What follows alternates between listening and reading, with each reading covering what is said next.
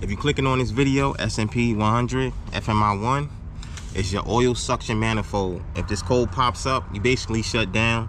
You're not going nowhere. You're gonna have to call a tow truck. You're gonna have to tow you.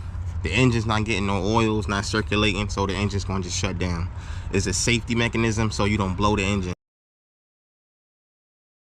When it happened to me, I was on 95 in Connecticut. I had to call a tow truck. It only went, what, 40 miles? Cost me about, what, $1,900. All right, I took it to the freightliner shop in Connecticut. It's around New Haven. I think it's Brantford, Connecticut. The parts came up to $700 and the labor was $2,400. So the parts is cheap.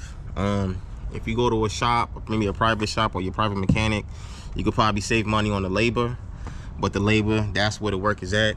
The oil suction manifold is like a cheap, like a piece of plastic basically, so it cracks. When that went out, my truck was like at 900,000 miles or something like that. Well, it was reaching 900,000 miles. So I got the top done, and once that happened, you know, maybe like a month later, you know what I'm saying? You're not even gonna notice it. Like it doesn't give you no warning signs. It'll just go out on you. You know what I'm saying? It's not like something that you can avoid. There's no preventive maintenance for that type of code. And once it cracks, it cracks. The only way to prevent it is if you change it once your truck hits like maybe 500, 600,000 miles. That's the only way you could probably prevent something like that from happening, because I paid money on the labor and the tow. You want to try to save money there, you know what I'm saying? The truck is not over. It's not over with. You know, don't think about, oh man, I'm over, I gotta get a new truck. It's a simple fix. I think my truck was there for like 2-3 days.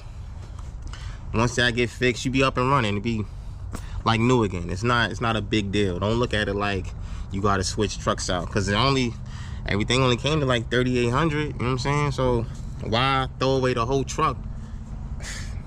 Why throw away the whole truck for 3,800? If you was concerned about it, I'm gonna leave the notes and everything like that, and you could take that to your mechanic, or you can have an idea what you're gonna pay. It's not as expensive as like a overhead or overhaul. It don't cost that much. So I hope this helps.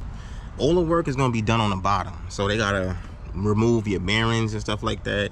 If your bearings is good, they just probably gonna put the bearings back, because they said my bearings was good, which is surprising because the truck got so many miles. But I changed my oil every 15,000 miles, so that could be a reason why. But that's something you're gonna have to change out as well. Maybe in a couple months I might change it out. Oil pressure is still good, so this code is basically dealing with your oil pressure. You know what I'm saying? So if your oil pressure is good, you can just keep on running.